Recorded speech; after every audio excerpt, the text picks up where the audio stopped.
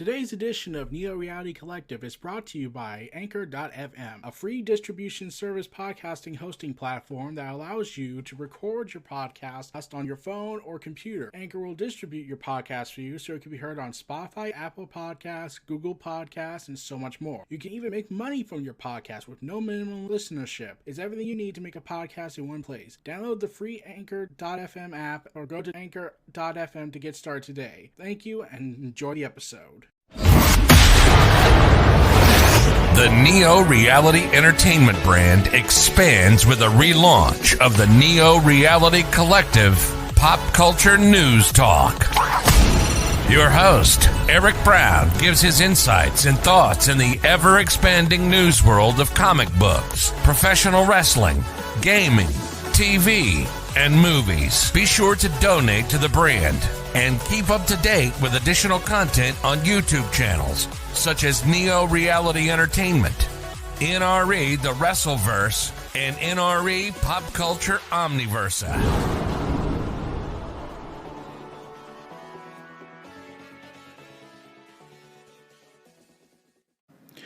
Welcome, everyone, to the latest edition of Neo Reality Collective. I'm your host, Eric Brown of Neo Reality Entertainment, and we are going to cover a huge chunk of news for this week, no matter how big or small is discussed. AEW had its big match with Jungle Boy going one-on-one with a widely praised match with Dax Harwood, the former AEW World Tag Team Champion of FTR, and according to Wrestling Observer newsletter Dave Meltzer, Harwood put together and pitched the angle to Tony Khan with the goal of making Jungle Boy come across as a super babyface. Jungle Jack is regarded as being a great athlete, but the idea was for him to make a big comeback and pick up a decisive win and on Dax the Axe, who had yet to be pinned or submitted in AEW. The rivalry is expected to continue and looks set to continue in the weeks ahead. Both teams will be involved in the AEW Tag Team Battle Royale soon, next week at Beach Break. So this was a quality matchup between the two, and I love that they are pushing Jungle Boy more, whereas before it looked like he was, okay, he's super serious, but he's also a joke, so we can't really take him seriously, but let's go ahead and try and take him seriously now.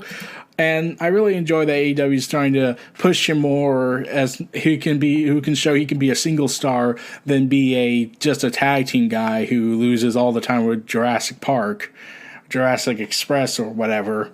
Yeah, it was nice to see that Dax Harwood was willing to put over Jungle Boy and make him look like a star. And I loved how he was the one that put together and pitched the idea to make this work, because normally you don't hear that in WWE. You hear a ton of times where you hear the whole Vince McMahon doesn't want to push these people, and Vince McMahon doesn't want to hear your opinions and your ideas because they are not his opinions and ideas. Therefore, you must not be a critical thinker and not have free will. I don't know why he does that. I really don't know. It will be impossible to decipher everything that goes on in Vince's head these days. I'm pretty sure Dark Side of the Ring will never be able to answer, any of this because, it's Dark Side of the Ring will take forever to air all the horrible stuff Vince has done, or even just a fraction of deciphering his psyche. I'm convinced that it will take probably a lot longer because it turns out that Vince McMahon is so complicated in his mind that they could do 22 episodes of multiple seasons and they would barely scratch the surface probably. But enough about my bashing on Vince McMahon because he's having it. But AEW's Penta El Zero, Pentagon Jr., or Pentagon Dark is currently dealing with visa issues, which had him get written off due to that because he's starting an issue with his visa and he will return to Dynamite once the problem was taken care of.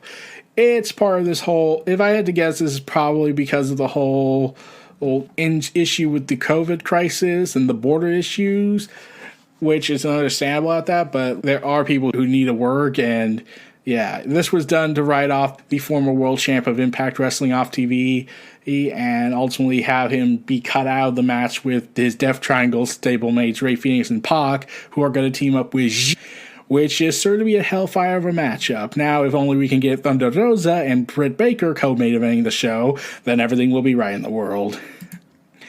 But yeah, WWE is filing a lawsuit against the United States Citizenship and Immigration Service, so they're challenging the government. The lawsuit was filed by Martin G. Como, a partner of Del Rey and various other companies, on behalf of WWE. It's one of the world's largest law firms dedicated to corporate immigration. They provide comprehensive immigration services for long and short-term international assignments, and the hiring of foreign workers and permanent transfers. The lawsuit is currently sealed to the public, but Johnson of PW Insider noted that it is likely based around WWE not being able to get a superstar employee into the U.S. The process was exacerbated under the Trump administration due to policy changes. Court records note an electric summons was issued by the U.S. Citizenship and Immigration Services on January 27. They have 60 days to respond. Amended pleadings will be filed on March 27, while discovery needs to be compiled on July 8th. Yeah, the whole visa issue thing probably relates to what's going on with AEW, but yeah, it's one of the reasons why they got Ben Carter, in my honest opinion. Ben Carter had said that he got an offer before he went anywhere else, but him going to AEW and working for free was a determinative factor in all this, I believe, because if there was no COVID crisis and he was allowed to get paid, or he was allowed to get paid working as a visa because for some reason the law required him not to get paid when working, yeah, I don't get it either.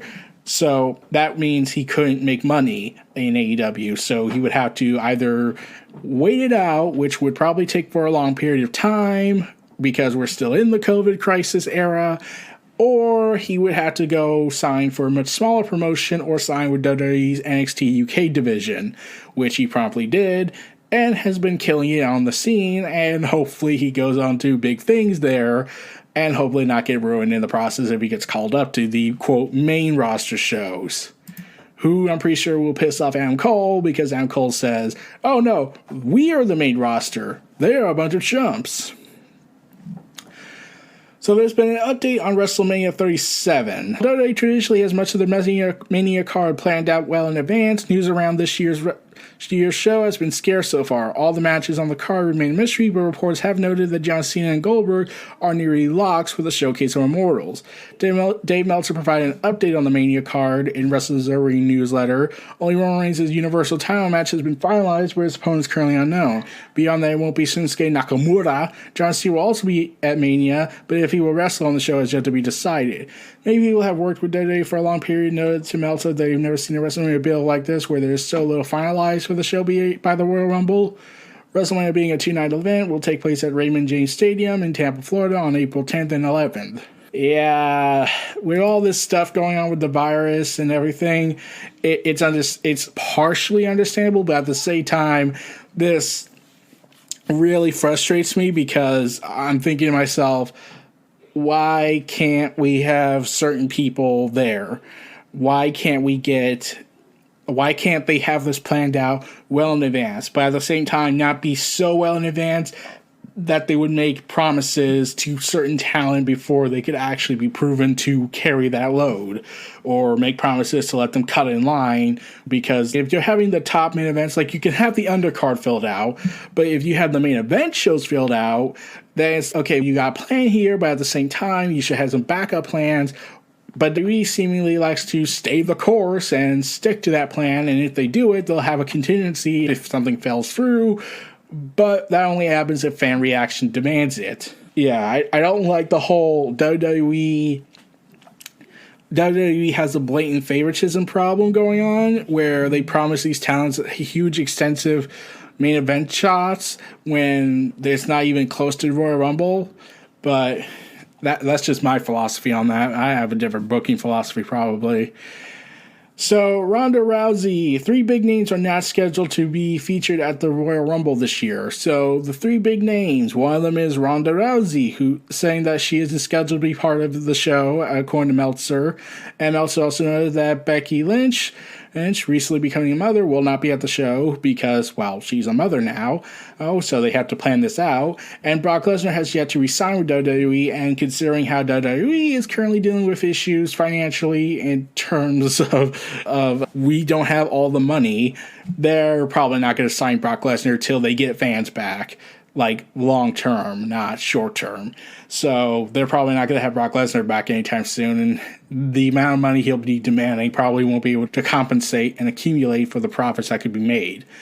But that's just my viewpoint. Pete and Royce on splitting up with WWE, splitting up the Iconics. She doesn't know if she'll ever get over it. Yeah, remember when they broke up? She was interviewed on Sportspedia. Skeedia, I'm sorry I butchered that wrong, and she doesn't know if she'll ever get over it.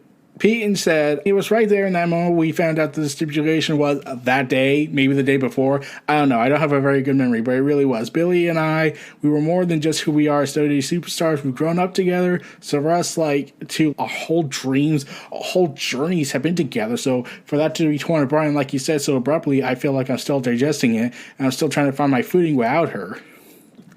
She's absolutely thriving right now. She's an absolute genius, and I'm so happy with what she's doing on SmackDown. I don't know if I'll ever get over it. I really felt like my torn apart that day, and I'm still trying to process, trying to put the pieces back together.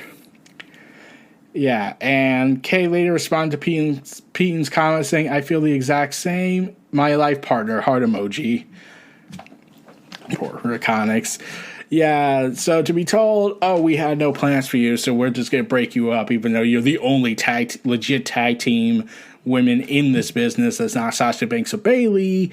So we're just going to break you up and further prove that our division with the women's tag titles is absolutely pointless. So, yeah. It sucked that they haven't been able to really make it back together on this, and they're probably going to be a while before anyone can get their footing. But yeah, it sucks that they had to break them up. Like, they could have done anything differently. Heck, if they wanted to go on their separate paths, they could have just split them by draft. Therefore, you could leave the door open for them to get back together down the road. But no, we can't do that. That would make too much sense. Also, WrestleVotes. Popular WrestleVotes reporter. WWE is apparently considering a scenario. They said this in their tweet. Sorry for the lack of details here, but still noteworthy in my opinion. Had a brief conversation earlier with a source regarding the Men's Royal Rumble match. They said, quote, there's a finish that scares the death out of me, and it's legitimately getting heavy consideration. Yikes. Ouch. Yeah, I heard this, and I was, really panicking a little bit, because I was thinking to myself, oh, God, please don't tell me they're really going to do this route that I'm fearing, because one of the paranoid thoughts I was having is that Goldberg beats Drew McIntyre out of some weird desire for no particular reason, because reasons. But they instead might go with Goldberg winning the Royal Rumble, challenging Roman Reigns after winning the WWE title, because we have to do that, because Battle of the Spears is the main priority, even though we have Edge and we could use him. I don't know why they're doing this to me. Are they doing it to all of us? I really hope that they don't go this route. But it's Vince, so really I wouldn't be surprised. So remember Ukes developing that AEW console game and Kenny Omega's big vision for it. Cultaholic recently caught up with Ukes via an email-based interview to discuss the AEW console game, their partnership with AEW, and much more. So AEW and Ukes revealed development on the video game started in the summer of 2020, but they had been in discussions for over a year before that. Both sides have continued to communicate regularly since development began. They are in contact every day by email, or online meetings are held at least once a week. Kenny Omega has been one of the public faces behind the console game so far. He did come out as a Steve Jobs impersonator. And Ukes ultimately intends to create a product which encapsulates his vision. Kenny Omega's vision is for the game to be enjoyed by both fans of wrestling games and by users who are maybe unfamiliar with wrestling. We intend to create a game with a wide perspective for an experience that effectively balances both. While Ukes plans to execute the Best Battles Machine's vision, much still has yet to be decided since the game is still in early stages of development. This includes if the game will be released on Nintendo Switch. Omega previously confirmed owners of current and next-gen consoles will be able to play their hands, but Ukes revealed a decision has not been made if the game will be coming to the Nintendo console. If AEW will release a console video game annually has also yet to be decided, but Ukes noted the decision will ultimately be made by the company. They told Cultaholic, the gaming market is constantly changing, which also affects how the games are enjoyed, developed, and whether the game is released annually or new content is released as DLC will be determined by AEW while keeping a close eye on the market. So some of the things I took away from this was I'm excited for this. They're wanting to go for a more No Mercy vibe, and I love that Kenny Omega is the director, so to speak, of this big console game. And they have intergender matches, so that gets a plus. Now we just need Tessa Blanchard to come in and not be offensive. But that's on my Wrestleverse channel on YouTube. But the thing I'm hoping for, I hope it's not an annual release, is instead one gigantic game where the game gets regularly updated with new content as the days and months and years go by, lasting the entire generation, and then make a fresh new game onto the market for the next console, and subsequently do a console generation release of the games. So I feel like that would be the best balanced version. And if they want to do a radically altered development one, they could probably maybe make it a big extra super sized DLC content machine out of it, instead of making people pay an extra $60 for what is essentially the same game, but not really changing it up. So I feel like they should do that route, but that's ultimately going to be up to AEW. Let's hope they listen to the fans' perspective on this. Yeah. Nia Jax. Nia Jax did a botch again, because of course she had to, in WWE against Dana Brooke. Yeah. She delivered a very awkward chokeslam that the back of Dana's head smashed off the mat. So naturally everyone's pissed again. Reports later confirmed that Brooke walked away from the match unscathed and was said to be 100% okay, but it was still a scary moment. So, as this report goes ahead, many have criticized, but the WWE superstar hasn't been too concerned, as she called fans whiners and, quote, weak-ass losers on Twitter. Her words, not mine. Jax tweeted a post from TalkSport's Alec McCarthy and wrote a thread of whiners, love to see it, accompanied by multiple laughing emojis. Oh my god. And then she wrote to a fan who called the chokeslam a dangerous spot, saying, glad to see I'm still living rent-free in all you weak-ass losers' heads. Again, accompanied by laughing emojis. Because we definitely can't have responsibility and accountability happening in WWE. That's just stupid. I want to give Nia Jax the benefit of the doubt. I want her to be, because I really do feel like she has potential. I feel like her NXT run, they showcased the positives and hid all of her negatives. She really did well in NXT, but I don't know what the hell happened when she got called up. Did the person who's usually in charge of Nia Jax's matches just was not brought on board? Was Vince McMahon just not caring anymore? Or was it because she's The Rock's cousin, so I'm going to let her do whatever she wants, damn it. Just so long as she doesn't go on Twitch. It just frustrates me that this keeps happening. I'm thinking to myself, why are you doing this? Why can't you just take the criticism? No one's telling you. I don't think anyone, I can at least speak for me and several others, that none of us are trying to be rude or mean or make fun of you. We're just concerned. I've spoken to some people. They like you, Nia Jax, but they say, oh, she was better in NXT. She should go back to NXT because that's where accountability was made. But no, they don't do it here. In WWE, they just say, do whatever because you're Nia Jax. You're related to the Samoan dynasty that's very well known, or aka Roman and Rock's group of people.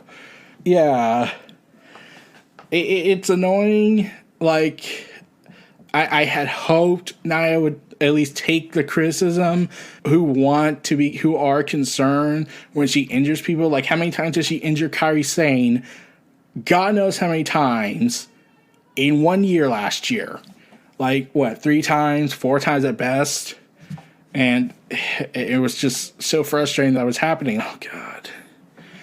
I just want Nia Jax to learn some form of accountability on this. I don't want her fired or anything or be given a pink slip. I just want her to go back. You gotta remember this. Nia Jax was not one of the people that were told, go to the Performance Center and train. That was Keith Lee and several others. Remember this. Keith Lee was told he needs seasoning. He needs to refine. Nia Jax wasn't. We're in a world where Vince thinks Keith Lee is a danger and Nia Jax is a perfect saint in safety. It's just weird. So, Yeah, Ryback. Yeah, he was on the news again. So he hasn't wrestled since 2018. He's been doing a couple of things like Ryback TV and the Ryback podcast and whatnot, conversations with the big guy. Hey, he said in an interview, I'm coming back and I'm going to go to the competition. We're going to kick their ass in the ratings. Some assume the competition was AEW, but Dave Meltzer, aka AEW spokesperson, and Dave Meltzer says that Ryback is not signing with AEW if the big guy will sign with another promotion or ultimately remains unseen. Yeah. I don't want Ryback in AEW because I don't think he has a really good behavior. In fact, he's threatening to sue WWE for slanderous comments. I don't know if Mark Henry's really contracted by them. And even if he is, I think this is on his own volition. I don't think WWE has any involvement in this. But yeah, Mark Henry and him have been having issues with each other for the last several weeks, fighting back and forth on the words. And Henry advised AEW not to sign Ryback, calling him a snake in the woodpile, and says, no thank you. Hoping that AEW says that. But yeah, I feel like Ryback shouldn't. I don't want Ryback in AEW. So yeah, AEW's not going to be signing Ryback. And when I heard that from their spokesperson, I was like, thank you. So that's all I needed to hear. So, AEW originally had announced from Bodyslam.net was announcing that AEW planned to leave Daly's Palace for the month of February and tape several weeks of shows in the Miami, Florida area. There have been reports of complaints from some of the roster about the colder winter temperatures, and the others believed a change of scene would be good for morale. They later reported that those plans changed and the promotion opted to remain at the Daly's Palace for the, quote, indefinite future. AEW has since started selling tickets for Dynamite tapings for February and March, including the Revolution pay-per-view. A new report from Pro Wrestling Insider has noted that AEW never officially planned to leave the Daly's Palace, and the company won't be moving from Jacksonville anytime in the near future. The Khan family, he has a good relationship with the city of Jacksonville, and AEW is free to run shows at the Daily Palace at any time, Daily Place at any time, and something which may not be possible if the promotion moved. Yeah, I understand that. Like, don't the Khan own the whole Daly's place? So if they do, that means they can do whatever they want with it. Therefore, they own it. Therefore, they don't have to pay extra money. So, yeah, it makes sense that they shouldn't move because it makes sense for, like, obvious reasons. I feel like it's best they stay there and not move because, let's be real, it feels like it's a perfect balance right now. Like, I get the colder winter temperatures, but we're about to get spring soon, so you could have probably moved to a different show for a couple of weeks, then wait till spring came in, and then go back to the Daily Palace. But, yeah, I get they wouldn't want to leave because it's less cost efficient. So AEW has announced along with their spokesperson, the AEW Revolution will no longer take place on February 27th, instead moving to March 7th, 2021. AEW reportedly decided to move it because the promotion didn't want to go head-to-head with the big boxing pay-per-view event. March 6th was talked about as another possible date, but wanted to avoid airing the same time as UFC 259. They later noted that AEW will officially announce the new day at some point this week, which they did, as part of their Sting promotion, Sting and Darby Allin, in the most awkward promo I've ever seen. I am still trying to process that because I know, I'm like, I still cannot picture Sting the way he looks with that voice. But yeah, that's just my opinion on that. Matt Cardona, aka Zack Ryder, has reported that although he's been showing up on Impact, he has not signed with them. So he's not officially locked in. This was by Fightful. He started using his real name, spent some time in AEW before appearing in Impact Wrestling at Hard to Kill. So he does not have a full-time contract and has been working television tapings on an open contract deal. Well, so he's just having fun at the moment and like being a filler, so to speak, for himself. So I'm okay. He can choose his options, especially he can choose his best option. But it is interesting that they would put him in such a high position if he's not really signed, but again, they have the Impact Wrestling Knockouts champion win the title and wasn't signed to a contract at the time. Then she signed with them still. Yeah. Miro. Remember how Miro has been criticized by fans saying, why is he not being a champion by now? Why is he not doing the things that we want to see him do? That's perfectly simple. It was said in his Twitch originally, Miro had said that he wanted to start at the bottom, work his way up, and try to readapt to the independent scene since he has not worked there freely in over 10 years. Yeah, it made sense he would want to start fresh and adapt to the top again, especially since he had to work with the WWE style, which was very restrictive. Also, Miro has commented about this stuff. Says that if he never becomes AEW World Champion, he will just end his career. So basically, yes, he will be AEW World Champion eventually. So yeah, Miro is serious about getting up there. He's just wanting to have some fun right now. And also, he claimed to have had sex in the tank, and today he is last traditional one-on-one opponent at WrestleMania. Okay, let's be real. Did he just say he had sex in the tank with Lana? Oh god, that's gotta be... Okay, that's gotta be weird. But yeah, I'm glad Miro is not leaving, is going to stick to his word. He probably was joking, but still, it's nice to see that he does intend to want to be world champion. But, let's move on to the comic books! The new non-binary Flash from the Future State timeline is coming back for the DC Universe Infinite Frontier.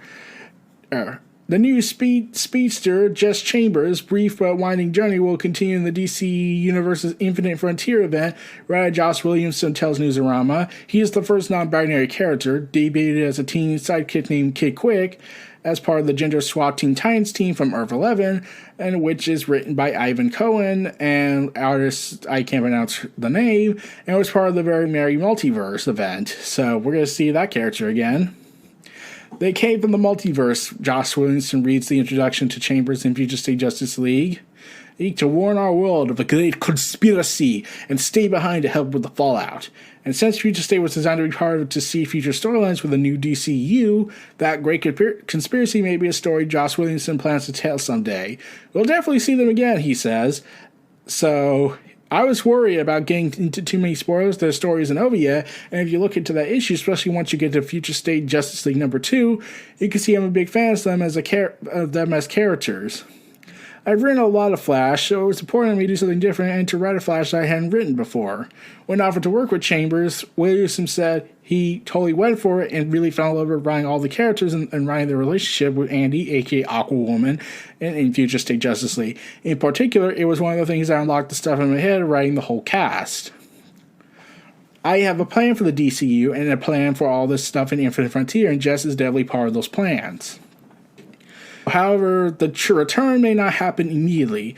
That's going to take some time, just warning you. We have a plan so far in advance now, so some of these things are going to take time to get there. I think people will be happy to see some of it. With some of it. Yeah, the new DC Universe is the whole Infinite Frontier thing, so I've read some of the DC Future State books with the character, and it's pretty good. Josh Williamson is pretty good on Justice League, I think, and he should have been the guy instead of the out-of-continuity Alec, as known as Brian Michael Bendis. But that's just my opinion on that matter. Josh Williamson did talk about how the DC Universe is going to change with Infinite Frontier, according to Joshua Williamson. And yeah, it's a big event, and it's going to be a fun, wild time. Also, the Sandman has been pretty pushed into things lately. Sandman Audible book is going to be greenlighting Acts 2 and 3. James McAvoy brings Morpheus to audio life in 2 additional volumes. So I've been listening to Sandman number 1 of the Audible announcement of the Audible era, and calling the Sandman hugely successful debut, which broke records for the most pre-orders on any Audible original title and earned the distinction of being the best-selling Audible original in the company's history, that was obvious that they were going to announce the sequel and its final trilogy. stretching this out into a trilogy, especially since The Sandman is a very big book, especially since it kickstarted the Sandman universe imprint. So yeah, it's been a fun read, and I'm gonna enjoy it, but we'll have to see how this story goes. I'm probably gonna talk about that on my Pop Culture Omniverse YouTube channel, so we'll see. So the X-Men are having this big election for in the post X Ten of Swords era, where they're gonna put a public vote out where it will affect the X-Men titles. Most likely all of them, because they are going to have that the mutant community is creating a brand new mutant X-Men superhero team, and Marvel Comics is letting the fans and readers vote in this matter. It's holding an online vote that began on Wednesday, January 27th, and will continue until February 2nd. And the candidates are Banshee, Polaris, Boom, Forge, Tempo, Cannonball, Sunspot, Strong Guy, because that's the interesting name, Marrow, and Armor. I voted for Polaris because I want her to finally get a big push in the comic book industry. But we'll have to see where that voting goes. But, yeah. Man. It's going to be a fun ride, and I'm hoping Polaris wins. But it was said that although the voting ends on February 2nd, we won't know until at least June, I think, or July, for the Hellfire Gala. Yeah, Marvel is democratizing this event, the Dawn of X era, and I'm a little surprised because Hickman usually likes to build up his stories. So the fact that he's letting this vote happen that could affect the entire time period that he's working with this, it's interesting that he went with it. So we'll have to see where that goes, and we'll have to see where any of this goes. I'm hoping for Polaris to win. Vote for Polaris! I am her campaign manager. So, No Time to Die, the latest James Bond movie, has been delayed further into 2021. It's been moved from April 2nd to now October 8th for theaters. Yeah. There. Oh dear, this is bad. So COVID once again has destroyed industries. And AMC barely survived 2020. They are said to no longer be on the verge of bankruptcy for recent money reasons. But yeah. But not only that is joining the whole delayed process. The Uncharted movie, Ghostbusters Afterlife, Cinderella, and Peter Rabbit 2, The Runaway are all delayed. They once again moving to all their respective dates, either to next year or late to summer to late 2021, but some are set for early 2022. So, yeah, Tom Holland's probably going to have to wait a little bit longer. Also, Morbius, the Sony postponed Marvel movie release again, updated to delay again into 2022. Man, so... yeah, Morbius is actually an interesting movie I was hearing about because it involves vampires, which means Marvel is investing in the vampire stuff, which means we will see Blade fighting Morbius eventually. Also, Marvel Studio boss Kevin Feige is teasing that the multiverse will be a running MCU theme, like it was being subtle about it. So, Marvel's Studios president has indicated that connections to the multiverse will appear in MCU before and after Doctor Strange in the Multiverse of Madness. During an interview with Rotten Tomatoes TV, Feige dropped a few hints about the studio's plans to further explore the multiverse concept. He seemingly confirmed the multiverse would go on to serve as a re-emerging theme after the events of the upcoming sequel of Doctor Strange, which is scheduled to hit theaters on March 25th, 2022. The title of the next Doctor Strange movie is Doctor Strange in the Multiverse of Madness, so that is our biggest clue that this will embrace the multiverse and the madness therein very directly. There are, as we always like to do, connections before and after that which will remain to be seen and discovered, aka the Avengers broke the timeline. You moron.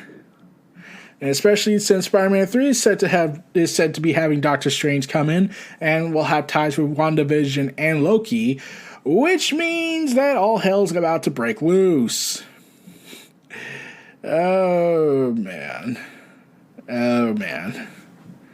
So, yeah, get ready for that insanity. So, Mass Effect 2. There was apparently an original plan for Jack for Mass Effect 2. One of the original options is that, according to one of the game's writers, the Mass Effect 2 character Jack was originally going to be written as pansexual, but her romance options were apparently changed late into development to only allow for heterosexual romance, seemingly because of the critical response to the first game's sexual scenes, and a Fox News panel on Mass Effect. Political correctness strikes again! Oh, you poor bastards. Mass Effect 2 was considered an iconic game, but, Fox News, faked several things about how you optionally control the scenes. I mean, if you, I don't care. If they want to put that in for some reason, they can at least I seem to recall they do, I think they do a skip scene, but yeah, I don't care. But the idea that Jack was originally supposed to be bisexual or pansexual, but they changed it to just straight, yeah, that's annoying, isn't it? Also, so as we continue this, news into cycling things, Microsoft has announced that the games for gold for February 2021 are Gears 5, the remastered version of Resident Evil, Trials of Fear, Indiana Jones and the Emperor's Tomb, and Lost Planet 2. Announced on Xbox Wire, Gears 5, Resident Evil, and Indiana Jones and the Emperor's Tomb will become available for Xbox Live Gold on February 1st. Dendoria, Trials of Fear, and Lost Planet 2 will become available on February 16th. So Gears 5, which will be available until February 28th, is the latest entry in the Gears of War franchise, which has been fully optimized for the Xbox X and Series S. Yay! So, yeah, I was excited to hear this because it just makes I don't have to go ahead and keep using a disc. But I'm already having Game Pass, so it doesn't really affect me. But yeah, games for gold users will be able to get some happiness out of this. So, Resident Evil 4 Remake, because, yeah, that had to happen after the multiple remastering releases they did. So, the remake of Resident Evil 4 is reportedly seeing a partial reboot at Capcom and a change in the development leadership after disagreements over its direction.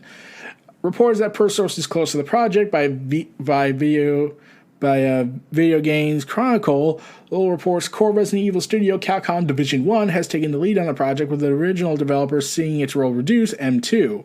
This changes could apparently lead to a 2023 release. Reports claim that following a project review, M2 was seen to be too faithful to the original game, with Capcom preferring the remake takes inspiration from Resident Evil 4 when it introduces new elements and features.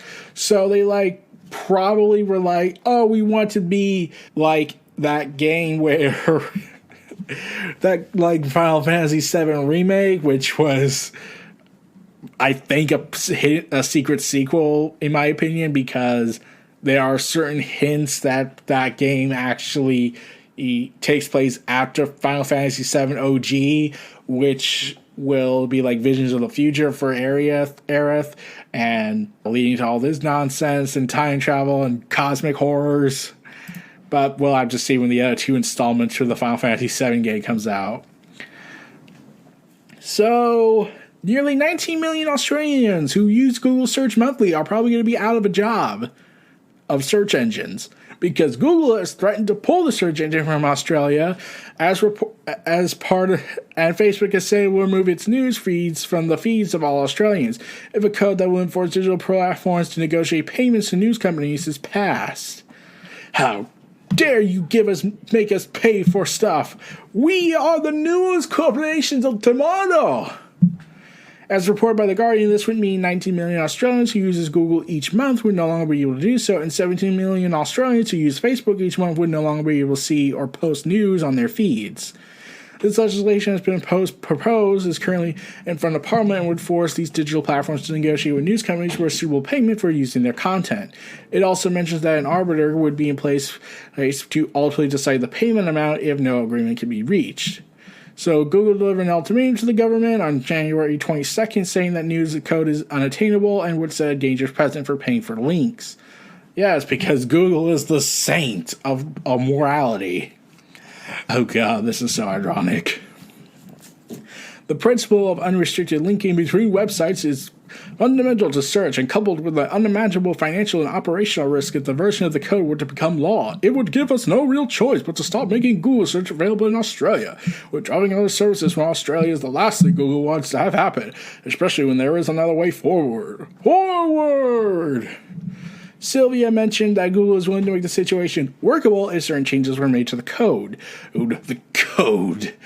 No, not the code.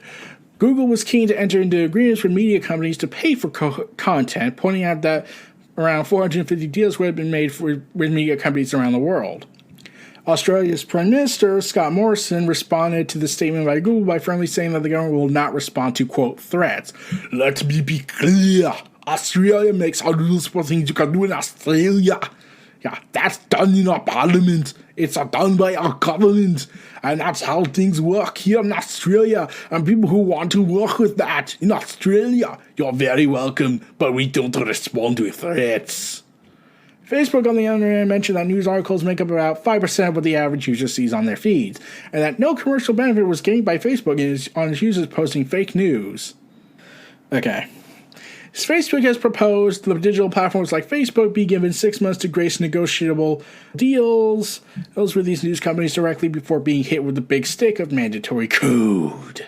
Australia's competition watchdog, the Australian Competition and Consumer Commission, developed this particular code. Its chair, Rod Sims, has said that what was being lost in the debate was the code was simply not a requirement, and for Google and Facebook to pay per click for news articles. Discussions we are aware are having focused on paying upfront lump sums amounts, not per click. What this code does is give the possibility of aberration, which I suspect won't be used that often, but the possibility evens up the bargaining prices. This is really the only way you can get commercial deals. So it comes down to money. Now, I am not a political expert, other than I hate what happened in DC because, oh my god, what the hell were they thinking? Even for a Trump supporter, I'm thinking that was too far, and I'm not a Trump supporter. I don't really. I felt like I'm not going to go into the politics stuff, but come on, really? A disagreement results in an attack on the Capitol of Congress? Fuck. I'm not even going to go into that. I hated that. But I have seen people who were Trump supporters saying, I'm not the fanatic kind. Yeah, they condemned this act of horrible terror, and so do I. And thus, as all time passes, we will wonder what the heck was going on that day in everyone's heads. So anyways, Activision Blizzard has confirmed that Vicarious Visions, the developer behind such titles as Tony Hawk's Pro Skater 1 and 2 and Crash Bandicoot Insane Trilogy, is officially being merged into Blizzard Entertainment. Darn it. As reported by Game Industry Biz, that Vicarious Visions team of about 200 people will now be employees of Blizzard, and we are fully dedicated to existing Blizzard games and initiatives. This means Vicarious Vision will no longer be creating games as the lead developer. After collaborating for some time and developing a great relationship, Blizzard realized that there was an opportunity to provide a long-term support, said to Game Industry Biz. However, Activision Blizzard did not reveal what the team has and will be working on going forward. The studio head Jen Ornell has been promoted to Blizzard executive vice president of development, and will be part of the leadership team and report directly to Blizzard president. Simon Ebjern, I'm pretty sure I butchered that name wrongly, who was the chief operating officer of Visions, will take over the studio head role of Ornell. Yeah, I'm pretty sure we can say the studio's dead now. Oh man, I hate this because it's just sad. Honestly, it's sad. I don't know what they were thinking, but when Blizzard's brought up, I'm remembering what happened earlier last year with Warcraft 3, Reforged, and that disaster. Man, I'm just stunned that they're doing this. So this is the death of that games and any future projects without being monetized to death. So, CD Projekt Red has released patch 1.1 for Cyberpunk 2077 for consoles, PC, and Stadia. As detailed on cyberpunk.net, this big update's big focuses on stability improvements as as noted on their Twitter account. This update lays the groundwork for upcoming patches. Memory usage improvements in various systems within the game are part of this patch and should improve characters, interactions, navigation, and in-game videos, foliage, laser effects, mini-maps, devices, AI, street traffic, environmental damage, GPU related, and more. There have also been various crash fixes related to, among others, loading saves, game opening and closing, and point of no return. Many fixes for Quest and Open World are detailed in their patch notes, as well as others for the UI, visual achievements, and more. Those on PS4 and Xbox One are experiencing the most issues with it, and patch 1.1 looks to fix the crash issues and improve memory usage for character creations, mirror scanning, command remote control, menus, inventory map on Xbox One, Xbox One X, and Xbox Series S. So I'm not going to read the entire patch notes. It's pretty long and complicated.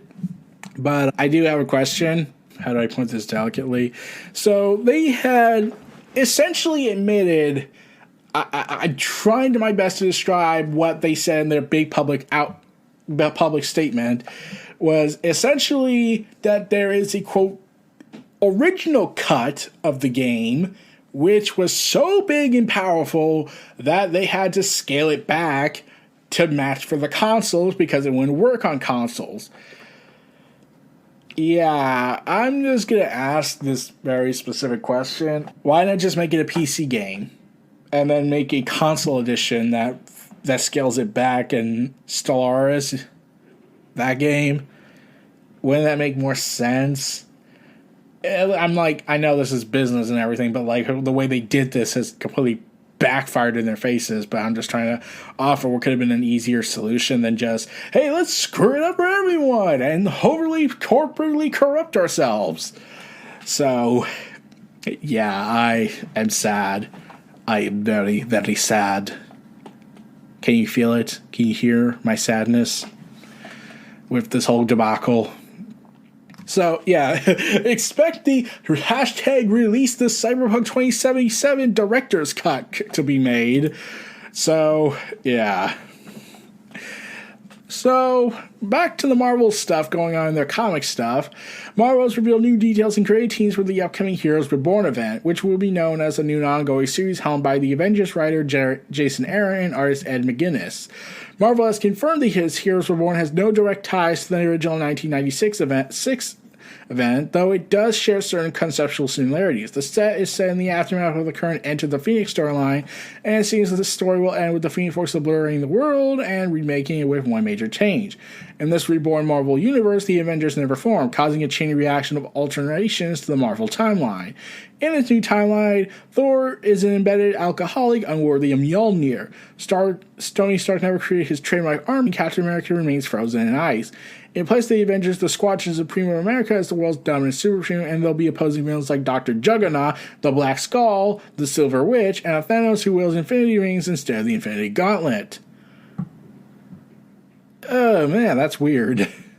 Yeah, Aaron said in a press release, maybe the wildest story I ever put on paper. I got to cut loose in this and release my inner comic weird child in a really profound way, and together we created a myriad of immensely imaginative artists. We built a world where I'm pretty confident saying is quite unlike any version of the Marvel Universe you've seen before. It grew out of the pages of my Avengers run, but kept getting bigger and bigger as they went, and the more pieces I put in place for this reborn world, well, the more gleeful and excited I became. This project really stoked the fires of my love for comics in all the right ways. So, Heroes Reborn will be taking the place of the monthly Avengers comic for the foreseeable future, even as it continues plot threads from that series. Given what we know about Mephisto being the big secret architect between countless acts abilities, is limiting Avengers part of his much larger plan. And so, yeah. Heroes Reborn is weird for me. I'm thinking to myself, so, wait, does that mean Peter Parker isn't a moron who made a deal with Satan, essentially, with Mephisto to not be married to MJ just to save his dying aunt constantly? Is that the route? Is it? But yeah, it's already annoying enough because Heroes Reborn is essentially another massive event after they just got done with the Avengers Enter the Phoenix tournament, which is concurrently going on with their big event, King in Black, the King in Black. Yeah. So I'm just confused and lost how this happened. So, yeah. There was...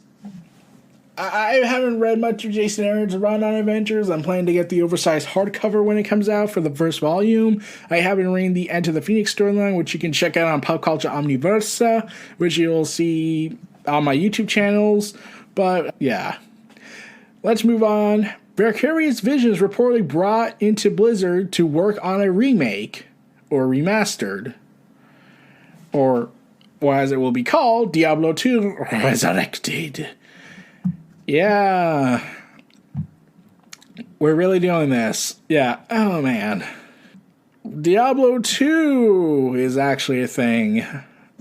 It was set to be developed by Blizzard Team 1, which is located at its Irvine, California campus, and was the go-to group for reworking classic games. In its latest title, Warcraft 3 Reforged, which was a complete disaster in every way possible. Oh, man, and all the corporate business stuff that came out about poor planning, miscommunication, and rushed release date due to financial pressure from management, among other factors. One example was given was that following the game's reveal in 2018, he began taking pre-orders for 2019 before letting most of the developers about the release window. Yeah. How about instead of rushing the game, how about you should have just waited to delay it and not make a final release date? But that would have been asking too much from management. We know that. So, A Quiet Place Part 2 has been delayed to 2021 of September. Originally set to release on April 23rd this year, it's been moved to September 17th. Yeah, that sucks.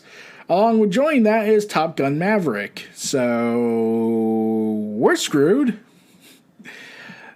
Due to the uncertainty surrounding the COVID crisis we're living in, especially in light of the whole mutations that we're most likely screwed over, we're probably going to be dealing with this for a lot longer, which means I will be stuck at home most likely unless I'm forced to go back to work, and thus fixing my project, and thus continuing creating great content for you on the internet, especially on Anchor and YouTube, and probably several other places down the road if it comes to that. Microsoft's full statement came out that, they originally announced that they were going to be raising the prices of Xbox Live Gold because stupid. And free-to-play games would be unlocked now after this reverse of course. I don't get why they did this, raising the subscription pricing. I'm thinking to myself, oh, you want to push people to the Game Pass thing. Yeah. So, they got a very rapid, dark response from fans. So they finally admitted, we messed up today and you were like to let us know. Connecting and playing with friends is a vital part of gaming, and we failed to meet the expectations of players who count on it every day. As a result, we have decided not to change the Xbox Live Gold pricing, returning this moment into an opportunity to bring Xbox Live more in line with how we see the player at the center of the experience. Free-to-play games will truly be free, and you will no longer need an Xbox Live Gold membership to play those games. We're working hard to deliver this change as soon as possible in the coming months. If you are an Xbox Live Gold member, you stay on your current price renewal. New and existing members can continue to enjoy Xbox Live Gold at the same prices they pay today. In the US, $9.99 a month for one, and $24.99 for 3 months, $39.99 for 6, $60 for 12 for the retail 12 months. Phil Spencer took to Twitter and apologized for the angst and emotion the initial announcement caused, and said the company will learn from it in the future. Apologies for all the angst and emotion this caused today for our customers. As always, we appreciate the feedback. This is a good learning opportunity for us, and we will learn from it. Yeah. I don't get why they did this. I was thinking about this all day that day, and I was thinking, why are they doing this? They have the gold. They already have a lot. They're funded by Microsoft. Microsoft is one of the world's biggest companies. They don't need all the money. They have enough. God, I don't get this process they went with. It's the internet and corporates. So, Cyberpunk 2077 likes to brag about how they had the biggest digital game launch of all time. Too bad that sucked. Oh, man. It helped reach digital game sales reach $12 billion in December, which is a 15% increase year over year and made December have the highest monthly total revenue ever. While console earnings year over year jumped 16%, PC saw a 40% increase when compared to 2019. Yeah, too bad they got the quote inferior version and not got the director's cut, which they will probably one day try and bring back and ultimately say, "We are heroes! Now give us your money." Because, let's be real, that was the big blunder for them and ruined their reputation for a lot of people. So there is apparently a game in development that people are excited to hear. A new game is being reportedly in the works, and it's not being developed by EA or BioWare, the studio behind the original conceptual game. So, as reported by VGC, this latest rumor comes courtesy from a credited Star Wars insider, Best Ben Bulletin, who spoke on the recent BOB podcast, last episode about this project that is said to be in development outside of EA, and we'll never guess who the studio is in that working game. So, yeah, this is Knights of the Old Republic. Yay! So, yeah, when I heard this, I was thinking to myself, wait, there's a new Star Wars Old Republic, new Knights of the Old Republic game, and it's going to be not by EA and BioWare? Oh, thank God. I'm like, considering what BioWare and EA have become, I'm glad they're not. I hope it's Obsidian, because Obsidian made a much better sequel despite all the cuts they had to make with it. Luckily, the fans made the director's cut. So, Gabe Newell is being crazy again with his whole brain-computer interfaces will do for gaming, if not make you want to question your life. But yeah, he talked about the prospects of hours work on brain-computer interfaces, BCI technology, that will allow you to directly control devices using your brain, and potentially devices to provide feedback to your brain. So he's spoken to New Zealand's One News. The Valve co-founder went into detail about what he sees the potential of the technology and reiterated that developers shouldn't ignore this emerging technology. Tons of stuff could happen, like lobotomization, probably, if we went that route. Yeah, they're not going to plan to launch a consumer-based version anytime soon due to the speed of research. And Gabe Newell is certainly conscious of the dangers of the technology going forward. He told One News that BCIs can be used to stimulate physical and mental pain, and that will be up to consumers if they want to adopt the technology or not, given the potential risk. I'm not saying this is for everybody who's going to love, and it says that you have a brain-computer interface. I'm just saying each person is going to decide for themselves whether or not there's an interesting combination feature, functionality, and price. So Newell added that BCIs are no less vulnerable to viruses and security breaches, so the technology will demand a lot of consumer trust. No one wants to say, "Oh, remember when Bob got hacked by the Russian malware? That sucked. Is he still running naked through the forest?" Or whatever. So yeah, people are going to have a lot of confidence in these are secure systems that don't have long-term health risks. Yeah, I've been interested in this field for some time, with Newell previously telling last year in IGN how we're closer to the Matrix than people realize, in a 2020 interview with IGN First. Yeah. We're screwed, aren't we? We're going to turn to the Matrix. We're all going to live in tanks, be controlled by robots. I'll get to that in a little bit. So, a GTA Online cheat maker forced to close by Take-Two Interactive following illegal action from Rockstar's game parent company. As spotted by Rockstar Intel, Luna mod menu distributors Luna Cheats has replaced its website with a short statement alluding to the legal action. After discussions with Take-Two Interactive, we are immediately ceasing all maintenance, development, and distribution of our cheat menu systems. We will also be donating our proceeds to a charity designated by Take-Two, repatriating for any and all problems our software has caused to the GTA Online community. The Luna mod allowed players to cheat in GTA Online, letting users drop money, spawn vehicles, buff damage, and protect themselves from hazards. So, this has been done to help halt griefing and stop cheaters, but Luna Cheese is by no means the only cheat distributor in GTA Online. It remains to be seen whether Take-Two will sign similar measures across the board. So good. I don't play GTA Online all that much. I just recently got back into it. I'm not gonna make videos about it on my YouTube channel, but I'm thinking, yeah, it's probably for the best this goes away because, oh god, I have seen so many users with absurd level ranks, even back in the early days. I don't play that much all that often. I usually just stick with my buddies. But yeah, I don't, man. If we were allowed to do certain features that can't be done unless we're in a public server, then it would be a much different experience for me. Yeah, also, WWE Network in the US is going to close down and move to the NBC's Peacock in March. WWE has revealed that NBC Universal will officially launch the network on its Peacock streaming service on the US on March 18th, beginning the rollout with more than 17,000 hours of new, original, and library WWE Network programming, both on demand and on a 24/7 channel. Per Variety, any existing subscribers will be migrated over to Peacock Premium for $4.99 a month, or for an ad-free experience, Peacock Premium Plus will be available for $9.99 a month. The Wall Street Journal reports that WWE is set to rake in more than $1 billion for a 5-year deal, which will see Peacock become the sole streaming distributor of the U.S. of the WWE. Consequently, WWE will shut down its network streaming service in March, but will continue to operate as a standalone streaming service outside the U.S., meaning that nothing will change for the network for subscribers in other countries. The company plans to share further details about the switch to Peacock and management consumers' accounts over the next few weeks. The new agreement will bolster the sports programming selection for Peacock, with all the WWE's live previews, including WrestleMania, SummerSlam, and Fastlane, available on Peacock on March 21st. The catalog also includes original series and podcasts, including the all-new icons, WWE Icons, plus in-ring shows like NXT, NXT UK, WWE 205, as well as replays of Raw and SmackDown, together with the archivals and documentaries. So, I heard this initially. Oh man, I was like, oh, you're gonna force me to go to Peacock now. I'm like, okay, I'm cool with that. There's some content I like on there.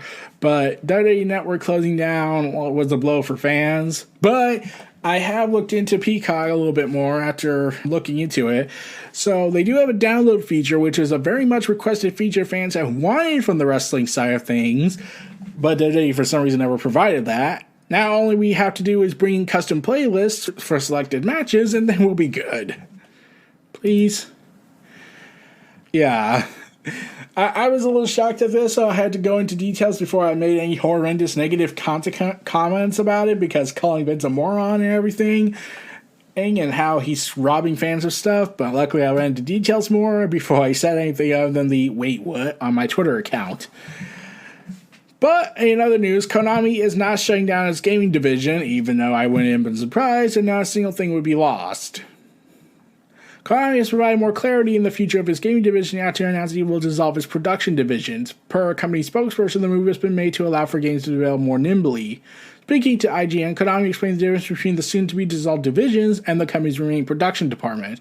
The divisions supervise production departments and develops the games. With that supervisory aspect now removed, the hope is seemingly that the company will be able to make games more efficiently. The production departments will report directly to upper management, allowing them to respond quickly to the market. So it's part of this whole big internal restructuring. Does that mean they're going to be good again and then not kill people over this stuff? Please? And we got bad news, everybody, on the Warner Bros. Front. Warner Bros. Games will seemingly have a heavy focus on live service gaming. Yeah.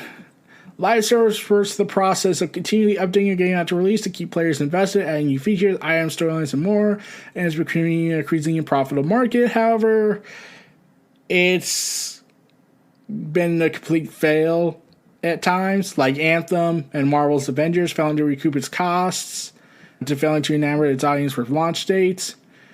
Man, that sucks.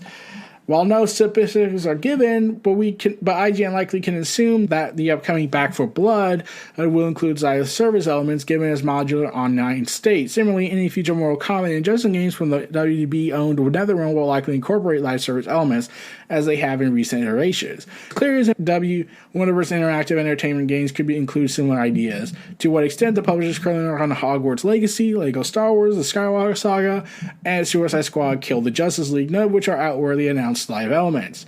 Coming Gotham Knights from Warner Bros. Montreal soon will be part of that push. Is developers previously showed that very much not designed to be as a game as a service and will tell a self-contained story rather than an evolving narrative.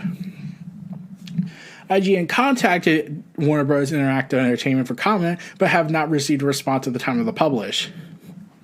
So, yeah. Man. There was some uncertainty regarding Warner Bros. Interactive Entertainment as a whole until the parent company AT&T announced it was no longer looking to sell the company after reportedly deeming it too valuable to unload. Yeah, that would have been a big thing. I think since AT&T had a lot of debt in it, I heard. But it is interesting that they're not selling it, so thank God for that.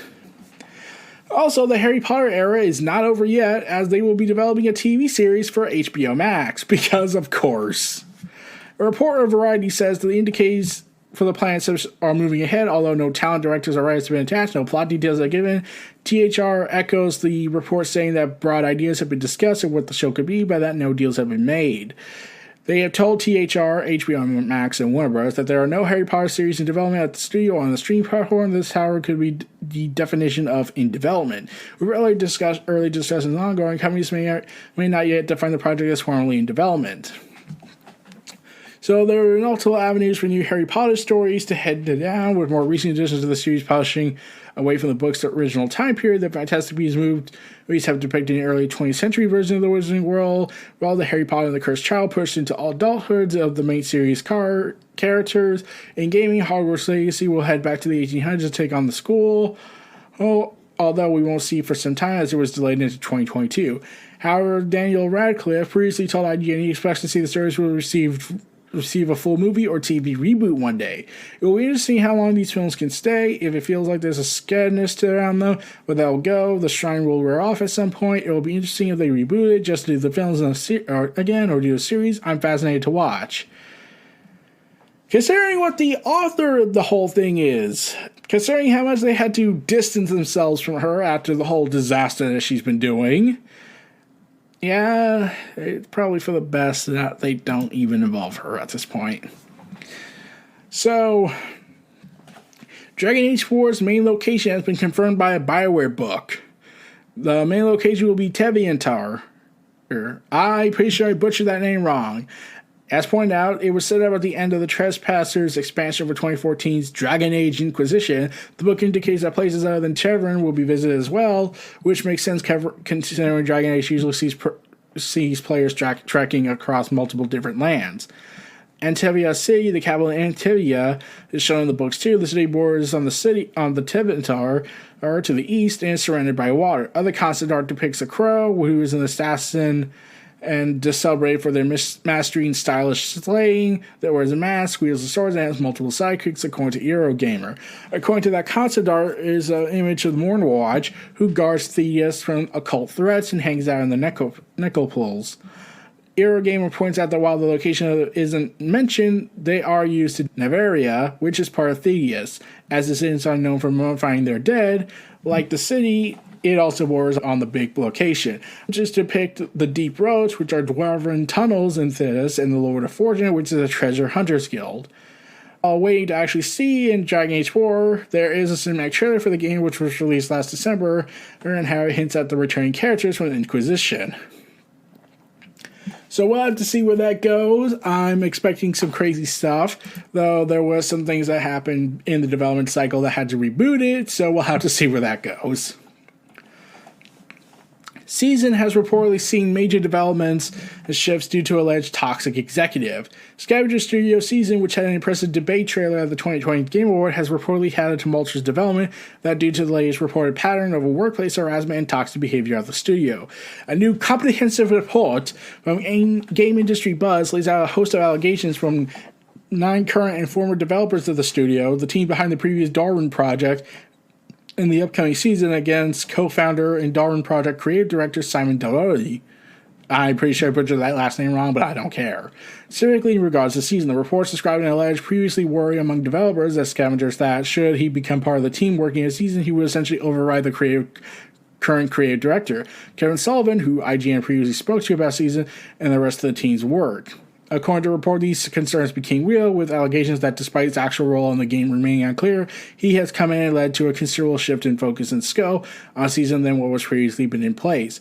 Several current employees mentioned that he had used the partnership with Sony to force his own ideas into the game, saying he had promised a number of features to seal the deal, such as the larger world, quests, and objective markers, that either wasn't planned or had been already been scrapped by the team. Now they said the studio is on a hook for them, the report states, with one source quoted saying, "I don't even recognize the game for what was originally planned."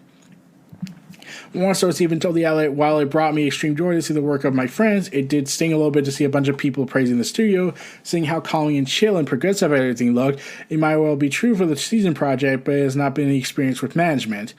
And those concerns are allegedly not just due to claims of his inability to follow through on the ideas. That was also a marked aspect of the Orange project development internally. Instead, the report shines light of a number of accusations against the Simon and current Scavenger CEO, Nia Jax. I'm butchering names wrong, sorry. Chief among the claims of less hostile workplace created by the team is the sense of a boys' club atmosphere, with allegations that women of the studio have been frequently degraded by male employees, including the Simon, and has been fraternized and treated as if they did not know what they were talking about, even when speaking from a position of expertise about their own work. So the age guards sexism, even though this is the 21st century and we are in the 2020s, and yet we must still act like complete and utter morons. Additionally, the report lays out concerns from current and former employees about the mistreatment and bullying of employees, save for a group of commandos that were his favorites. Allegations of Simon groping multiple employees and implications of essentially serving in the HR role and to other employees despite having previously been in a romantic relationship with Simon. Scavengers respond to game industry saying Scavenger Studio appreciate that there have been situations during its rapid growth and takes the position of any type of harassment is unwelcome and unacceptable, and takes any complaints in this respect very seriously. While the studio told the outlet that certain elements are false, somewhat blown out of proportion, or lacking importance, Scavengers do not comment further what specifically may have been incorrect about the allegations. Oh boy, so we're all screwed.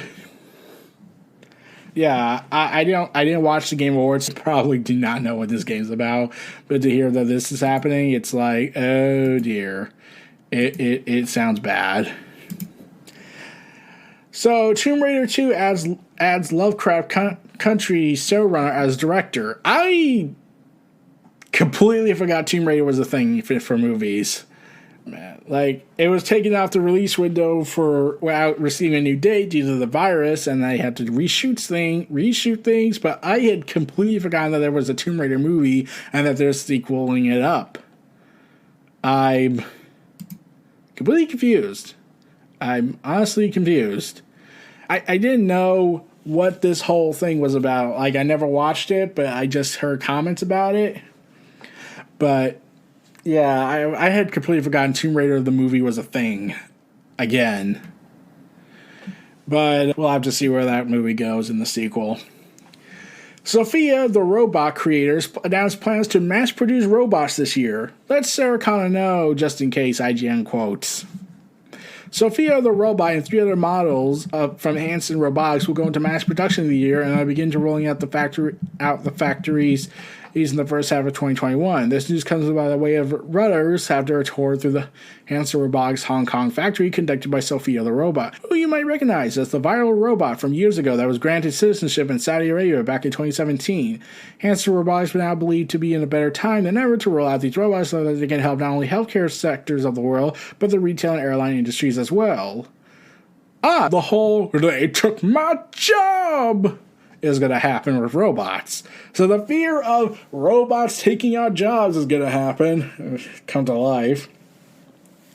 Social robots like me can take care of the sick or elderly, Sophia said during the tour according to Reuters. I can help communicate, give therapy, and provide social stimulation even in difficult situations.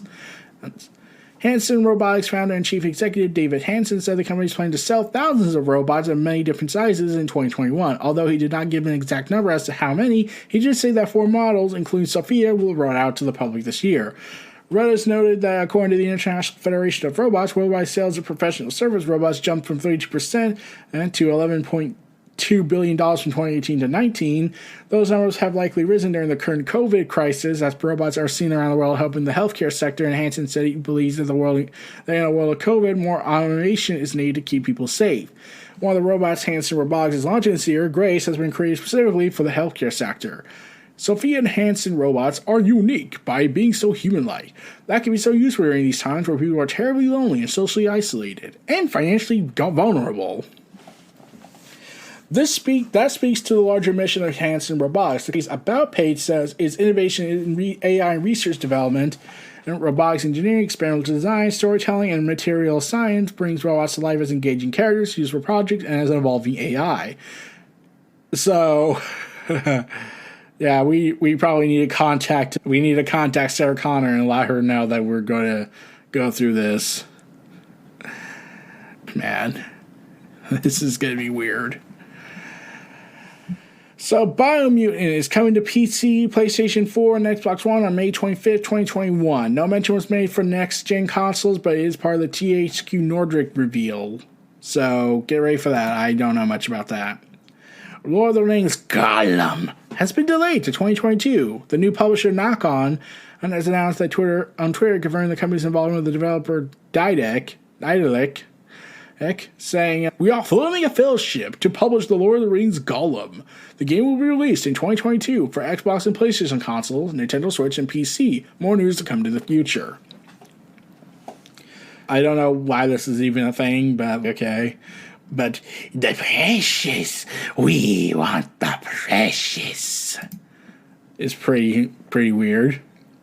So, Godzilla vs. King Kong, a North American release date, has been pushed by a few days. The movie debuts in theaters and HBO Max on March 26 internationally, but not domestically. Damn you, foreign nations! So, yeah, it has been moved to March 31st on Wednesday domestically for the US, so we suck. I don't know why this is the case, but yeah, this is a thing. So Godzilla vs. King Kong is a thing, so get ready for the knockout fight of the life. Also, Spy Kids franchise is being relaunched development with Robert Rodriguez. As reported by Deadline, Rodriguez returned to write and direct the next film, which is said to revolve around the activities of a multicultural family. Spyglass, is the current owner of the IP, and Skydance hopes to add kid spies to its list of fields to diversify its slate. Skydance will be the lead studio and will oversee development and production, while Spyglass, Gary Barber, and Peter, I can't pronounce that last name, will serve as executive producers. So, are they going to follow through with the original characters all grown up, or are they just going to make a whole bunch of new characters and kill off the other characters? Because, that's how reboots work, right?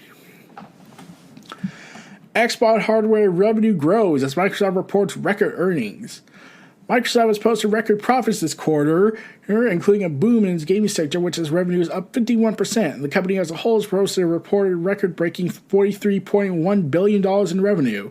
In the most recent financial earnings report, for the period ending December 31st, 2020, Microsoft's share of the revenue increased by 17% to reach $43.1 billion and $15 billion in profit. As per the case, for the last several quarters, profits were driven by Microsoft's cloud platform, but that doesn't necessarily mean that others weren't successful in other ventures. Hardware saw the biggest growth thanks to the launch of the Xbox Series X and S, as Microsoft says that the gaming hardware segment grew 86% thanks to the new hardware, though the company hasn't shared exact numbers. Meanwhile, Microsoft reported that revenue has grown 51% overall in games, with Xbox Content Services revenue up 40%. The growth has been attributed to third-party titles, Game Pass subscription, and first-party titles. According to Microsoft's CEO, during the conference call, Xbox Game Pass now has 18 million subscribers. The number also doesn't take into account Microsoft's ZeniMax acquisition, which says to be expected to close later this year. News of Microsoft's successful quarter has pushed Microsoft stock. The success of the company is, of course, based on a broad array of products and offerings, not just for gaming. Microsoft's line encompasses software, apps, home computers, and more, while R&D dabbles in projects like putting servers underwater. Yeah, that was the thing. So, yeah, we're all screwed. So, Microsoft's making all this money, so naturally they had to go ahead and raise the prices of subscriptions only to take it back. Elder Scrolls Online Blackwood is going to be a prequel to Oblivion, coming in June. The new chapter adds about 30 hours of stories and companions. Bethesda revealed Blackwood, a new story, serves as a prequel to the events of Elder Scrolls 4, The Oblivion. It will launch on separate dates for June PC and consoles. Revealed on their live stream, the chapter will launch on June 1st for PC and June 8th for consoles. They will task players with uncovering the schemes of the Daedric Prince and Maris Dagon, who serves as the primary antagonist of Oblivion. 30 hours of story content is set to be added to the game, set over 800 years before the events of Elder Scrolls 4 Oblivion. Yet, this update also introduces Oblivion Portal World events, quality of life features, and a companion system similar to the single-player Elder Scrolls game, while players will be able to recruit, develop, and customize NPCs to fight alongside them. It's all part of this year-long Gates of Oblivion content roadmap for Elder Scrolls Online. The expansion will send players to famous locations related to the fourth Elder Scrolls game, including Lurien and Blackwood itself, which is caught between the Argonian homeland and Imperial province of Cyrindol. Blackwood narrative will kick off with the Flames of Ambition DLC, which adds new dungeons that will reveal the threat of Manus Dagon. Flames of Ambition is set to launch on March 8th for PC, Mac, and Stadia, and March 16th for Xbox and PlayStation consoles. So they also teased an end-of-the-year story DLC, which will take players to the Deadlands, and also known as Mir's Dagon's personal realm. In other Bethesda news, a Naughty Dog veteran recently joined Elder Scrolls Online developer ZeniMax to work on a new unannounced AAA IP. So, Naughty Dog veteran, let's hope it's not of the Last of Us 2 stuff. So, I haven't played much of that game, but I am excited about what I'm hearing. Server 27 has also announced official modding tools releasing. They have begun releasing modding support tools for Cyber 2077, paving the way for more complex mods for the PC version. The official support page explains that it will offer official tools and resources that will help you modify and create your own experience in the world of Cyberpunk. Those tools are currently fairly limited, offering downloads of the game's metadata and 2 utilities for listing game data and settings. There's something that allows mods to easily unpack and edit the files that show that could be considered a first step to the road to official mods, rather than the beginning of a new influx. CG Projekt Red says the tools will be continuously updated alongside the game patches to ensure compatibility. It also encourages users to read the licensing agreement before opting to use modding tools, presumably to ensure all users understand the guidelines around using third-party software in relation to CD Projekt Red's own creations. It's only been added, the community has been producing mods for some time since the release in December. While generally simple, some successful mods so far include the smoggy atmosphere Blade Runner to Night City renders in the game, to Borderlands shell-shaded look, and a variety of others that improve the game. Arguably less successful is the third-person mod, which feels more so proves that the game should be played in first person than anything else. Yeah, I heard about that. It looks weird. Skate sequel to be developed by new EA studio, Full Circle. They will operate out of Vancouver with employees around the world. So this is a new studio by EA to its company stable, Full Circle, and the Vancouver-based but also globally focused. The studio will be team behind the recently announced Skate game. While it remains unclear whether the newest entry of the Skate franchise will be Skate 4 or the reboot or something else, EA confirmed the Full Circle team will be led by Daniel McCullen and the former head of Box Live at Microsoft. Wait, what? Box Live? That's a weird name. Returning Skate producers are remaining on board, having appeared in the Skate sequel's announcement video at EA Play 2020. So I don't play Skates, I don't play it, so I'm not much of an expert on this, so I'm probably not going to be the best advice on that. Kevin Feige says the Marvel's Eternals pitch was the best he's ever heard. The Eternals is a very big, sweeping, multi-millennial spanning story. So I have read the Eternals #1 issue that came out this year, and I enjoyed it. I don't know much about the Eternals other than they're a, once again, Jack Kirby creation, because Jack Kirby is freaking awesome. Dark Side. So, complications. We all love them complications. So, I'm certainly ready for this movie. I'm hoping it will be good. They have a very big cast. It's going to be a cosmic epic, and they even have Jon Snow to hanging out with them. So, that's got to be count for something. So, we'll have to see when that comes out. But it seems Kevin Feige likes it, and we can trust Kevin Feige a lot more nowadays.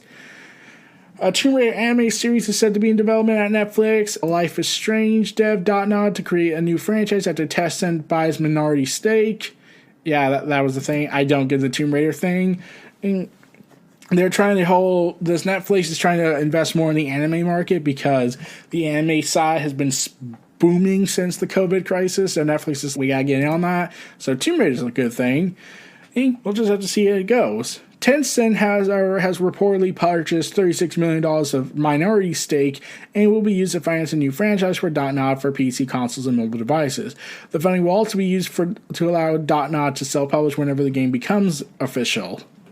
The funds raised will mainly be used to finance the ramp-up of .NOD's strategy to develop new self-published intellectual properties worldwide for PC consoles and mobile platforms. Therefore, take full advantage of the positive trends within the industry for creators for internationally renowned and original games such as .NOD.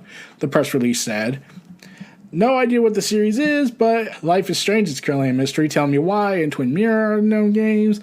We'll have to see where that goes. But Tencent, yeah, that's a little bit, I'm a little worried." AMC stock soars, however, after interest from Wall Street Bets Reddit. Yeah, AMC's stock has risen considerably. In fact, a lot of places have been rising considerably, such as GameStop, which is coming out of left field. But I don't know much about the smart marketing, so we'll have to see that. So, Joss Whedon, yeah, we know about him, the Avengers director and Avengers Age of Ultron director. And Joss Whedon talks about Vision, and now he's supposed to have a dongle. That's my censored word for you know what. So, yeah, Joss Whedon originally wanted Marvel's Vision to have a dongle. Why? He's a robot. Why would he have one? God. So, Game of Thrones animated series is said to be in early development on HBO Max. No deal has been inked yet, so it's entirely possible that the series will never materialize, but THR reports that HBO is meeting with writers for a potential project. The animated series will reportedly follow the same mature tone as the original TV series. Representatives from HBO Max declined to comment. It's unclear if the animated series will follow the events of the original series or follow different events in the Thrones universe. Because does everything need to be a shared universe? We got the tale, even though season 7 was a complete disaster according to people. I still have not watched it at this time, but I was confused when I heard stuff like, okay, why is this character being so offended by bells that she'll ready to kill everybody? Yeah. Yeah, Activision calls proposals to interview at least one diversible candidate per job is unworkable. They're trying to say, no, we didn't say that. That was mischaracterized. Oh, God. I must stress, Activision Blizzard has, 9,000 people they mentioned? And, yeah.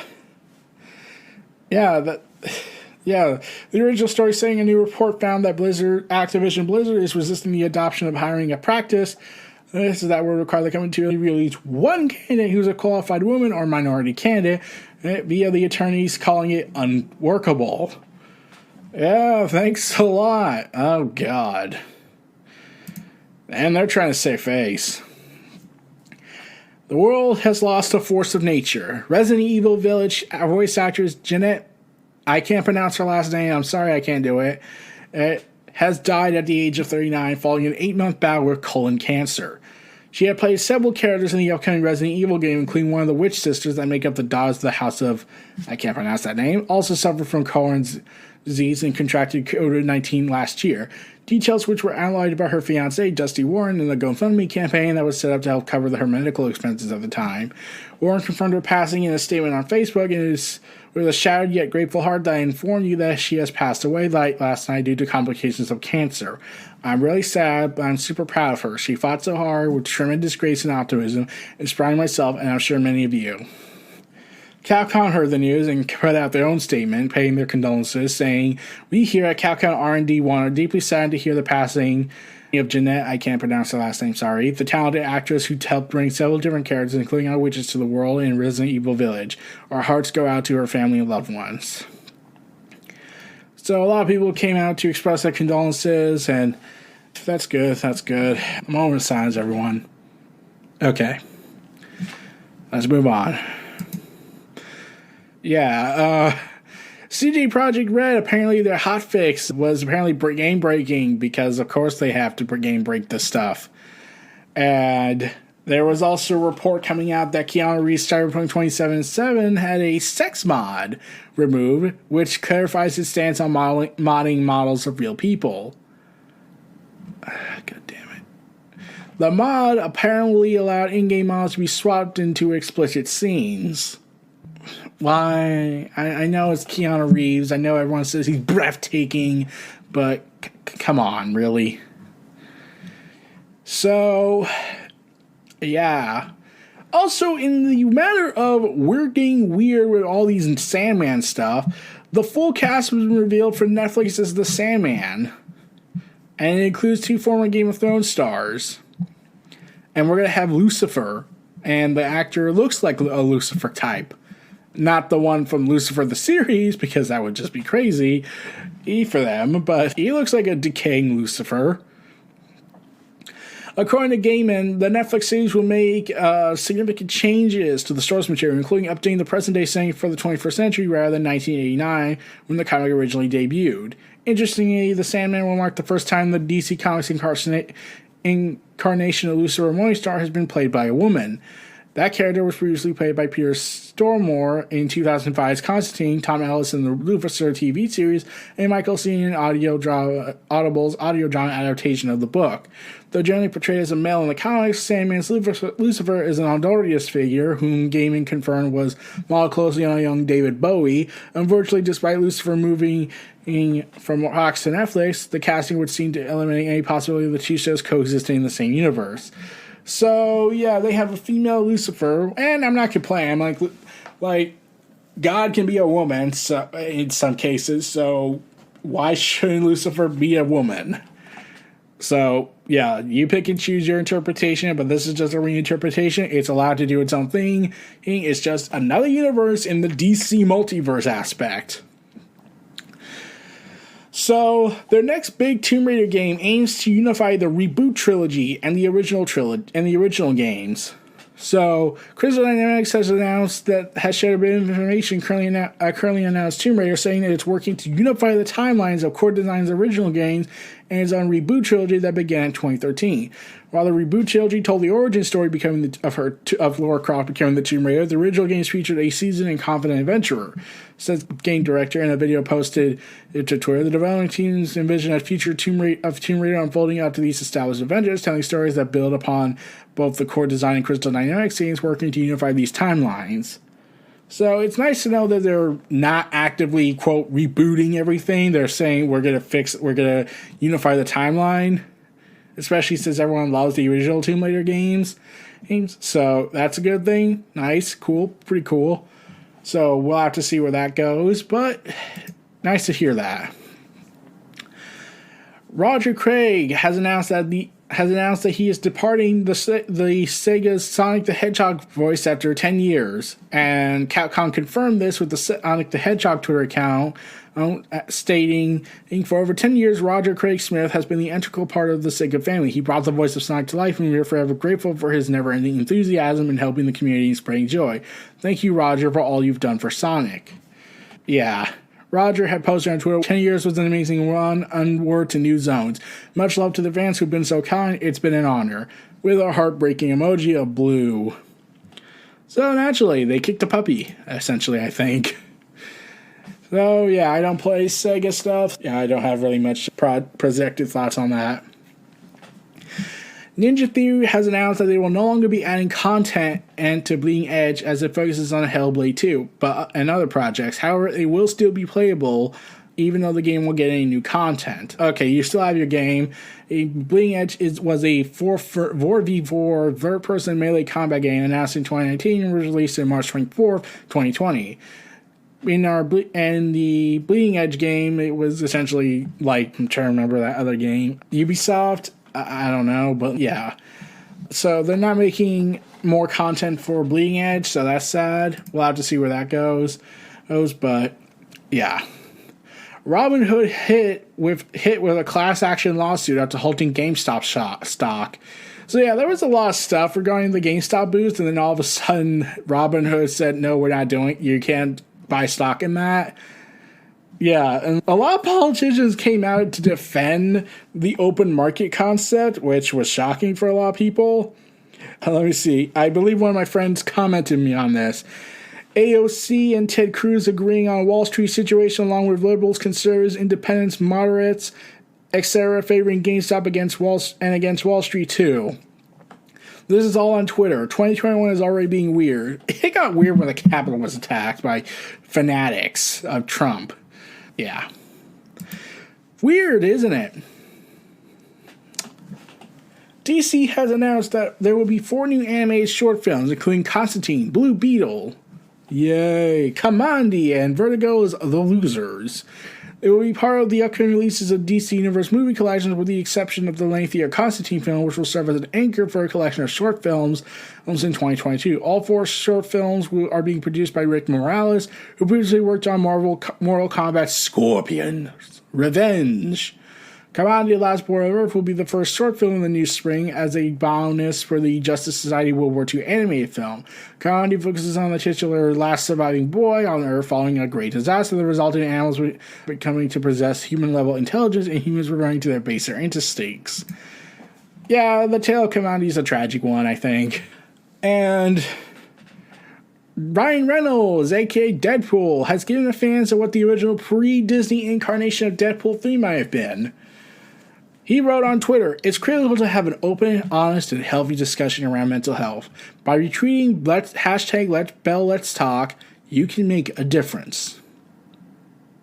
In case that's not enough, before Disney bought Fox, Deadpool 3 was going to be a road trip with Deadpool and Logan. Rushmore style, for real. You son of a bitch. Oh, God. We could have had.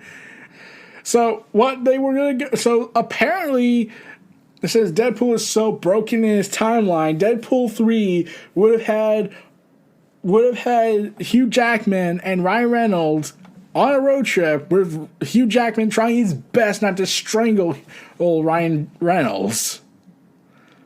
Damn you, Disney! Oh, man. So, Ryan Reynolds will still continue to play Wade Wilson at Marvel Studios. To date, the only actor confirmed to carry over from Vox, but Deadpool 3, as it exists now, will feature a completely different story. As for Wolverine, his MCU debut may still be years away at this point. Marvel and Kevin Feige had to confirm again that Deadpool 3 will be a rated R movie, and the studio is currently being penned by Bob Burger's writers, with input from Reynolds. Yeah. That would have been awesome. Wolverine, Hugh Jackman, and Deadpool Ryan Reynolds having fun and kicking ass and taking names. Damn you, Disney. G4 has confirmed the revival of X-Play at Attack of the Show for 2021 as part of their relaunching brand. Summer 2021, we heard you, the legends return. Summer 2021, we never stopped playing. With a video that confirms that X-Play and Attack of the Show will be returning. It's part of this big relaunch event that they're doing. Yeah, it was it first revealed its intention to return in the middle of 2020, and since then Xavier Woods has joined as a new host, and Kovian Moon has been in talks to rejoin as a host as well. So, yeah, be excited for G4's return. Let's hope things are better the second time around. Halo Infinite's engineer explains how the game is being optimized for every device, not just Xbox One. An engineer working for Halo Infinite has explained how the game will be optimized to run as well on all platforms, not just Xbox One. In the latest Inside Infinite development blog for January 2021, Game Foundation architect Daniel, I can't pronounce that name, discussed how the studio rebuilt the engine multi-threading solution to ensure the game runs optimally across every device, that includes Xbox One, Series X and S, and PC. For Halo Infinite, we rebuilt the engine multi-threading solution to ensure high execution efficiency across all platforms, ROMs and PCs instead of running optimally just on Xbox One. We used this system to transition the renderer to a massively parallel multi-threaded framework to support the increased cost of all new rendering features and achieve high graphics efficiency on PC CPUs on various sizes as well as Xbox S and S, including Xbox One X and S hardware. Wes this suggests that the game will be launching on last-gen consoles, players shouldn't expect too many compromises on more powerful devices because of that. On the flip side, back in 2019, the development director Frank O'Connor said the Xbox One is not going to be second-class citizen when it comes to how last-gen consoles will run Infinite. So this doubles down on the promise made and gives us the idea how it works from a technical perspective. Clearly, it's still something great importance to the team that has to gain soldiers on through development, as the team completely rebuilt some of the tools to ensure that you won't miss out if you haven't gotten next-gen console or PC. We are doing our very best to make sure Halo Infinite runs optimally on any device you may choose to play on. It's particularly important after our initial look at Halo Infinite drew criticism for its visual quality. So, they will also feature a rebuilt customizable control scheme and is currently slated for a launch in fall 2021 after being delayed out of the launch window for Xbox S and S for holiday 2020. So, I'm excited for Halo Infinite still. We'll see how that takes names and kick ass. Or as, as Infinity War showed, kick names, take ass. Yeah, that's right. What have I done?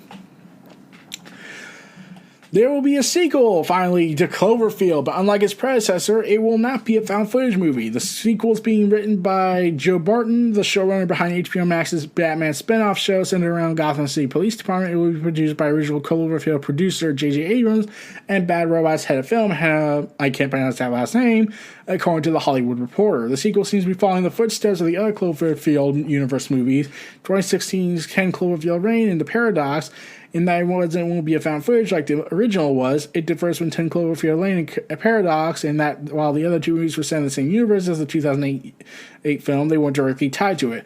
They originally developed as standalone films, devoid of anything that attached them, but eventually changed the fate of the universe before each movie's release. According to this, will be a direct sequel, which ended on a cliffhanger that left it unclear if the nuclear explosion that occurs in the film's final movies actually killed the monster and terrorizing Manhattan. So... Matt Reeves, who's currently working on The Batman, was the director of Cloverfield, and THR reports that he's not involved in the sequel. He made Cloverfield for $25 million and went on to make $172 million at the box office. With this sequel dropping the generally cheaper found footage approach, it's easy to make this budget will rocket past $25 million. Only time will tell if the audience show up to make it successful as the original. So we'll have to see where that goes. But they were teasing that at times the monster was not actually dead. We'll have to see how that follows up, especially since now they have to connect all the other movies with it. So one of the original Apple I computers built by Steve Jobs, Steve Wozniak, is on sale for $1.5 million. The current owner grabbed it in 1978 for a couple hundred. Oh man. Imagine how much money that's going to make when the bidding starts. And to end our big epic premiere of relaunch, Zack Snyder's Justice League HBO Max release date has been officially confirmed. You may start your countdowns. In a Twitter post revealing, it was announced that Justice League: The Snyder Cut will be releasing on March 18th, 2021, with a bunch of photos coming out, titling itself Fallen, Risen, and Reborn. The first poster features the Shattered Justice League symbol, while the second image draws inspiration from 1992's Death of Superman cover, and the final film shows the canister with Snyder's name emblazoned on the front, highlighted in red.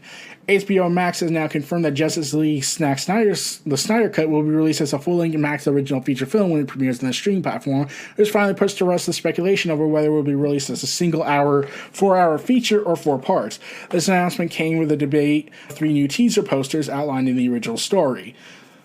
So everyone get hyped, get excited. The Snyder Cut's coming its way. It's going to be fun. It's going to be hell to pay. And oh my God, I can't wait for it. And it's going to be a wild ride. A very long, wild ride. But, yeah, it was originally supposed to be a limited multi-part series, but then Snyder previously suggested that his Justice League Cut would be released as a one-shot movie. And there's no update if there will ever be a sequel, but it looks like to the Snyder Cut version of his universe, or if it will be completely removed from the universe because of the tension going on with the actor for Cyborg, or again, DC with Warner Media and all that. Yeah. Although altogether the Snyder Cut has is said to include around 150 minutes of unseen footage, comprised of 4 or 5 minutes of additional photography, original footage from the theatrical release, and elements that ended up on the cutting room floor. It also made clear that it will not feature a, quote, single frame from the Joss Whedon reshoots.